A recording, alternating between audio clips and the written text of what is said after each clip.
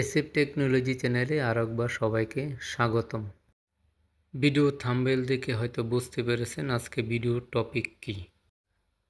বাহরাইনে post অফিসের মাধ্যমে কিভাবে পাসপোর্ট রিনিউ করবেন বা সংশোধন করবেন, তো সকল ইনফরমেশন আছে আজকে এই ভিডিওতে। তো ভিডিওটি শেষ পর্যন্ত দেখবেন, কেউ স্কিপ করবেন না। আর এই টপিকটি যদি আপনাদের একটু হলেও উপকার আসে তাহলে ভিডিওটিতে একটি লাইক দিন, একটি গঠনমূলক কমেন্ট করুন এবং ভিডিওটি শেয়ার করে চ্যানেলটি সাবস্ক্রাইব করে আমাদের পাশেই থাকুন। আর আমি আমার ভিডিওতে বারবারই বলি, আপনারা কোন ধরনের বা কোন টপিকের ভিডিও পেতে চান কমেন্ট করুন, তা আশা করি আপনারা।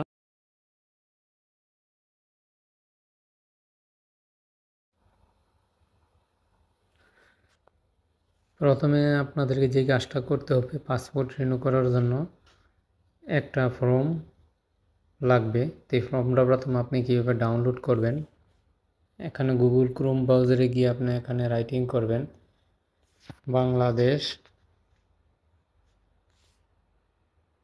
Embassy Bahrain.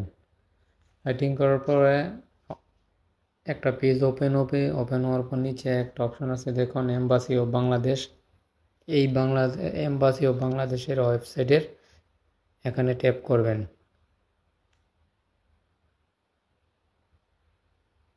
ট্যাপ করার পর আরেকটি ইন্টারফেস ওপেন হবে। হওয়ার পর এখানে দেখবেন তিনটি অপশন আছে, apply for e passport, MRP renew and reissue application, apply for a new MRP. এখন আপনি যদি এমআরপি পাসপোর্ট রিনিউ করেন তাহলে এমআরপি পাসপোর্টের এখানে দ্বিতীয় যে অপশনটা আছে এটাতে ক্লিক করবেন। ক্লিক করার পর এখানে ডাউনলোড হবে। ডাউনলোড হওয়ার পরে এটা আপনি এখানে জাস্ট ওয়ান বা স্যামসাং নোট কিউ ড্রাইভ আছে বা মাইক্রোসফট আছে, যে কোনো একটা অপশনে এটা আপনি ওপেন করবেন।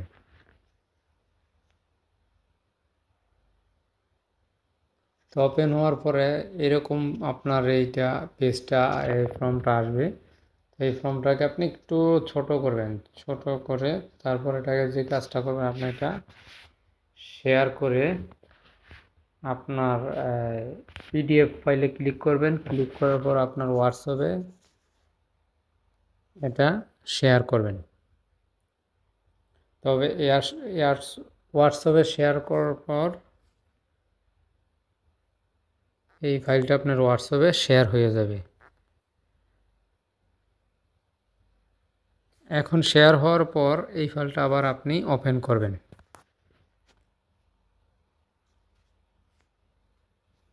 হোয়াটসঅ্যাপ থেকে।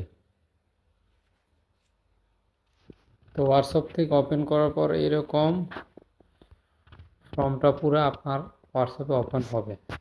এখন আপনার যে কাজটা, মেন কাজটা যেটা, এই ফর্মটা আপনি যে কোনো একটা কম্পিউটার দোকানে চলে যাবেন, সেখান থেকে ফর্মটা আপনি প্রিন্ট করে নেবেন। তো প্রিন্ট করে নেওয়ার পর এখন যে গুরুত্বপূর্ণ যে কাজটা, কিভাবে ফর্মটা আপনি পূরণ করবেন, এটা আমি এখন আপনাদেরকে দেখাচ্ছি, খুব গুরুত্ব সহকারে দেখবেন। তো ফর্মটা পূরণ করতে হলে প্রথমে আপনি এই ফর্মটা আপনি ক্লিক করে বড় করেন। বড় করার পর এইটা হলো গিয়া আপনার পাসপোর্ট রিনিউ ফর্ম, বাংলাদেশ দূতাবাস মানামা বাহরাইন। রিইস্যু তথ্য পরিবর্তন বা সংশোধন আবেদন ফর্ম, মানে আপনি তথ্য পরিবর্তনও করতে পারো, সংশোধনও করতে পারো বা রিনিউ করতে পারো। যেহেতু আমি রিনিউ করব। এখন আমি আপনাদেরকে দেখা যায় যে কোন কোন ইনফরমেশনগুলি এখানে আপনার দিতে হবে, যেটি খুব জরুরি। তো এটি খুব লক্ষ্য করুন, আমি যেভাবে বলতেছি ঠিক সেইভাবে দেখুন। একটু বড় করলাম ফর্মটা। বড় করার পর প্রথমে আছে আবেদনকারীর নাম বাংলা, মানে আপনার পাসপোর্টে যেই নামটা আছে এই খালি ঘরটার মধ্যে আপনি বাংলায় সুন্দর করে লিখবেন। দ্বিতীয় আছে আবেদনকারীর নাম ইংরেজি, মানে আপনার পাসপোর্টে যে নামটা আছে এই নামটা আপনি দ্বিতীয় করে ইংলিশে লিখবেন। তারপরে পিতার নাম ইংরেজিতে, এটা আপনার যে ফাদার্স নেমটা আছে পাসপোর্টে এখানে ইংলিশে লিখবেন। তারপরে মাদার্স নেম যেটা, এটা আপনি এখানে ইংলিশে লিখবেন। লেখার পরে আপনার কাজ শেষ। শুধু আপনার নামটা বাংলা এবং দ্বিতীয়ত ইংলিশে লিখতে হবে। আর আপনার বাবা আর মায়ের নামটা শুধু ইংলিশে লিখতে হবে। বাস উপরের অংশের কাজ আপনার শেষ।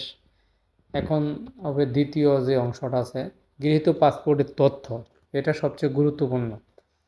তো এখানে আছে পাসপোর্ট নাম্বার। আপনার যে পাসপোর্টটা বর্তমানে আছে, পুরাতন পাসপোর্টটা, এই পাসপোর্টের নাম্বারটা এখানে পুরোটা বসাইবেন। প্রথমতে যে পাসপোর্টের যে অক্ষরটা আছে প্রথমতে শেষ পর্যন্ত এই পাসপোর্ট নাম্বারটা এখানে বসাবেন। দ্বিতীয়ত মেয়াদ উত্তীর্ণের তারিখ। আপনার পাসপোর্টের যে মেয়াদ কত তারিখে শেষ হয়েছে সেই ডেটটা এখানে বসিয়ে দিবেন। বসিয়ে দেওয়ার পরে এই পাশে রাইট সাইডে আরেকটা অংশ আছে, ইস্যুর স্থান এবং তারিখ, place of date of issue. আপনার পাসপোর্টও খেয়াল করে দেখবেন যে প্রথম পাতার মধ্যে এখানে লেখা আছে যে আপনার সর্বশেষ পাসপোর্টটা কোথায় থেকে আপনি নিয়েছেন। তো যেই জায়গা থেকে আপনাকে পাসপোর্টটা প্রথম আপনাকে প্রদান করেছে সেই জায়গার হয়তো কুমিল্লা, হয়তো ঢাকা বা চট্টগ্রাম, সেই জায়গার যে ডিস্ট্রিক্টটার নাম এখানে দিবেন। আর নিচে আপনার কত তারিখ আপনাকে পাসপোর্টটা প্রথম প্রদান করেছে ওই তারিখটি পাসপোর্টে আপনার আছে, এই তারিখটা এখানে বসিয়ে দিবেন। বসিয়ে দেওয়ার পরে বাস আপনার কাজ শেষ। তারপর আপনার লাস্ট যেই কাজটা সেটা হলো এই পাশে চলে আসবে। ওই পাশে চলে আসার পর একটু ওয়েট করেন, দেখাচ্ছি। এই যে তারিখ, এখন আপনি যদি যেই তারিখে আপনি পাসপোর্টটা জমা দিবেন রিনিউ করার জন্য এই তারিখটা এখানে বসাবেন। তারপরে এখানে মানে তারিখটা সম্পূর্ণ বসানো। তারপরে আপনার এইটা হলো সবচেয়ে গুরুত্বপূর্ণ মোবাইল নাম্বার। এই মোবাইল নাম্বারটা আপনার যে রানিং যে মোবাইল নাম্বার আছে এই মোবাইল নাম্বারটা এখানে আপনি বসিয়ে দিবেন। বসিয়ে দেওয়ার পরে এখানে দেখুন আবেদনকারী স্বাক্ষর, মানে আপনার যেই পাসপোর্টে যে স্বাক্ষরটা আছে এই স্বাক্ষরটা এখানে দিবেন। দেওয়ার পরে আপনার কাজ শেষ। এতটুকুই আপনার পাসপোর্টটা ফর্মটা পূরণ করতে হবে। আর বাকি যে অপশনগুলি আছে সেগুলি অফিসিয়ালি এই। আর একটা কাজ আছে যে পাসপোর্টের বিতরণের প্রকৃতি, আপনি কি ইমার্জেন্সি করতেছেন না সাধারণ হলে এখানে আপনি টিক দিতে পারেন, টিক দিয়ে দিবেন। আর যদি ইমার্জেন্সি করেন এখানেও টিক দিতে পারেন, সেক্ষেত্রে সেটা আপনাকে দিতে হবে না, বাকিটা হলো অফিসিয়াল কাজ। বাস তারপরে আপনার যে কাজটা হবে সম্পূর্ণ ফর্মটা যে আপনি পূরণ করেছেন পুরোটা ফর্ম আপনি চেক করবেন যে ঠিক আছে কিনা। তো এখানে প্রথমে যেই নাম, ঠিকানা এগুলি ভালো করে দেখবেন। তারপর পাসপোর্টের নম্বর, মেয়াদ উত্তীর্ণের তারিখ, এগুলি সম্পূর্ণ ঠিক করে আপনি চেক করে নেবেন। চেক করার পর যখন বরাবর হবে তারপরে আপনি এই ফর্মটা আপনার কাছে রাখবেন এবং আপনার সরাসরি আপনি চলে যাবেন আপনার নিকটস্থ যেখানে পোস্ট অফিস আছে সেই পোস্ট অফিসে আপনার পুরাতন পাসপোর্ট নিয়ে। তো পোস্ট অফিসে যাওয়ার পর এই ফর্মটা আর সাথে আপনার যেই ডকুমেন্টগুলি লাগবে সেটা হলো আপনার সিপিআরের ফটোকপি, সিপিআরের ডিটেলস, তারপর পাসপোর্টের ফটোকপি। তো এই ডকুমেন্টগুলি তারপর আর সাথে এই ফর্মটা নিয়ে সরাসরি আপনার নিকটস্থ পোস্ট অফিসে চলে যাবেন। চলে যাওয়ার পর ওখানে আপনি জমা দিবেন। জমা দেওয়ার পর ওখানকার যারা আছে দায়িত্বে আছে তারা আপনার এগুলি সব কিছু চেক করে আপনার ফিটা কত আসে সেই ফিটা আপনার কাছে নিয়ে আপনাকে একটা রিসিপ্ট দিয়ে দিবে এবং এরা বলে দিবে যে যখন নাকি আপনার পাসপোর্টটা রেডি হবে তখন আপনাকে ফোন করা হবে বা আপনার মোবাইলে একটা মেসেজ চলে যাবে। এখন ধরুন আপনার মোবাইলে মেসেজ